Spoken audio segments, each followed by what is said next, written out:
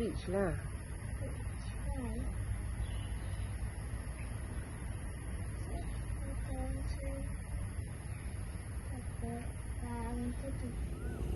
Bismillahirrahmanirrahim.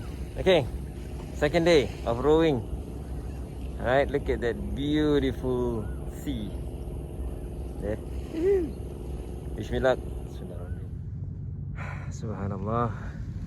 Alhamdulillah. That's Loyang, Pasir Ris. That's Malaysia. That's a police coast guard, I think. And that is Ubin. And behind that is Changi.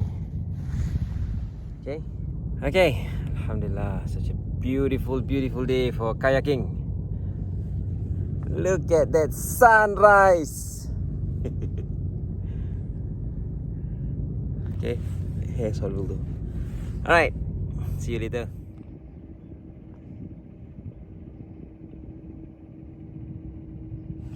Okay, I'm now at another island. I think this is Ubin. If not Ketam.